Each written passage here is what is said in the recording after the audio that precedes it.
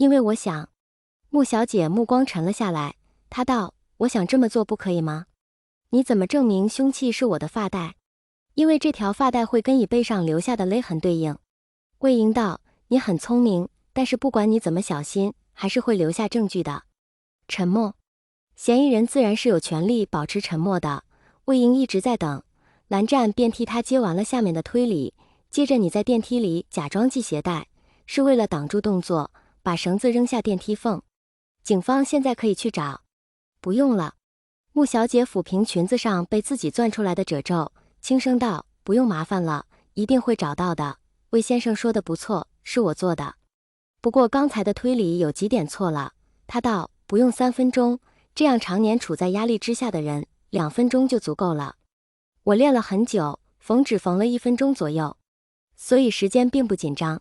他扬起清秀的脸蛋，冲魏婴笑了笑：魏先生，你真的很厉害。他笑了，魏婴却敛起了笑容。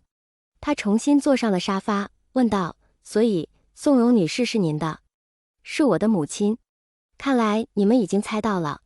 对，李董事是我的亲生父亲。全场震惊。秘书小姐看起来马上就要震惊的晕厥过去了。那你，对，我是乱伦。穆小姐道：但是你们知道这个男人做了什么？他该死，我母亲根本不是抑郁症，她是被逼死的，被这个男人逼死的。我母亲跟他是结发夫妻，他创业的大部分基金都是我妈妈四处打工讨来的，我妈甚至还为他生下了一个孩子。那时候的宋荣才22岁，我2岁的时候，他过生日，我妈为他做了一顿好饭，那时候我们连蛋糕也买不起。去公司接他的时候，才发现他早就在外面养了其他的女人了。当晚，我妈妈就上吊了。我恨他，过了20年我依旧恨他，所以我接近他，暗示他，果然，他本性难改，上了我的套。他连自己的亲生女儿都不认识，跟自己的亲生女儿结了婚都还不知道，甚至还在大庭广众之下说我跟我母亲如此相似。真讽刺，这世界上怎么会有这种人？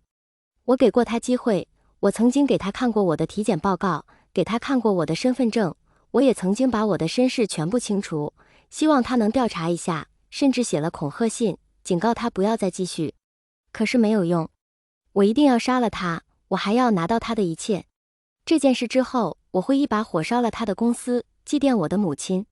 穆小姐用她轻柔的声音讲述着如此恐怖的计划，秘书小姐在旁边偷偷地发起了抖。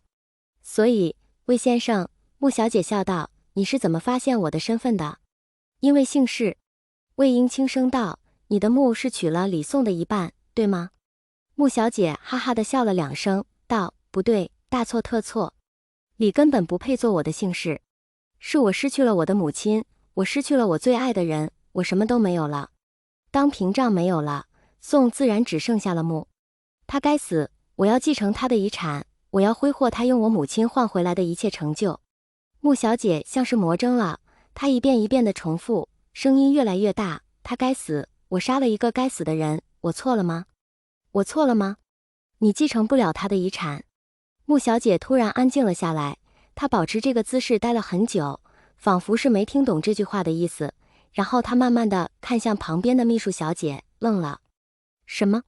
董事长的遗书早就写好了，一直锁在保险柜里，遗嘱上没有分给你的财产。太悲哀了。姑娘以自己的人生做筹码去报仇，到头来却发现自己千算万算，没有算过商人的精明。魏婴深深地低下了头，不忍心去看女孩脸上已经崩溃的表情。她经历过无数的杀人案，这一次却感觉到了前所未有的心痛。而就在这一瞬，姑娘暴起，你骗我，你在骗我。穆小姐突然伸手扼住了秘书小姐的脖子，眼泪哭花了整个妆容，顺着脸蛋留下黑黑的痕迹。她把秘书小姐往沙发角落里逼，用力过大，秘书小姐的脸色瞬间就青了。魏婴反应极快地从沙发这侧踩着中间的木质茶几翻到2人面前，他一把抓住了穆小姐的手腕，还没等她捏到腕上的穴位，就看到穆小姐恶狠狠地回过头来，眼神里满是杀意。你也不是好人。他怒吼着，一把拔下秘书小姐固定发髻的银质簪子，转手便往魏婴身上刺。距离太近，避无可避。就当魏婴以为自己马上就要挂彩的时候，另一只手臂从旁边插入两人之间，替他挡下了这一击穿刺。攻击用力极深，魏婴甚至都觉得自己听到簪子撞到骨头的声音了。虽然伤口不大，但鲜血依旧在眼前爆开，溅到了魏婴的嘴角。蓝湛！没受伤的人惊叫出声，受伤的人倒是冷静得很。蓝湛不顾自己右胳膊鲜血横流，左手一把扣住穆小姐的手腕，精确且毫不留情地在穴位上一掐一拧，簪子脱手，旁边的刑警立刻上前控制住他。蓝湛这才转手掐住自己手肘处，按压血管减缓血液的流动。簪子刺穿了手臂，没有拔出，而是从旁边直接豁了出去，皮肉都被翻开，只是看就觉得疼。但蓝警官的表情自始至终都没带变化的，只是在被豁开手臂的时候皱起了眉头，甚至现在还有闲心问了大惊失色的魏婴一句：“没事吧？”“我没事，你有事啊？”“快来人打120。”“我靠，不用了，快来人借我辆车。”旁边的小刑警连忙把警车钥匙递过去，魏婴一把抓了就扶着蓝湛往门口冲，都转过拐角了，又火急火燎地退了回来，急道：“人带回警局。要是给我放跑了，就等着挨处分吧。”向来和善的魏副队长都拿处分威胁人了，看来是急得够呛。尾音还没落下人就已经不见了，屋里归于寂静，只剩下了穆小姐的啜泣声。医院是魏婴最不想进的地方之一。小时候是因为来这里除去打针就是要吃苦苦的药，虽然表面很配合，但其实跟普通的小孩子一样，魏婴也尤其讨厌打针和吃药。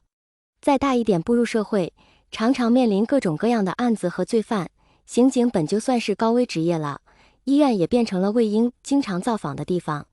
有时候进来的是他自己，有时候进来的是他队友。有的人能从这里出去，有的人则再也不能了。虽然心里讨厌，但每一次冲进医院时总是耽误不得的。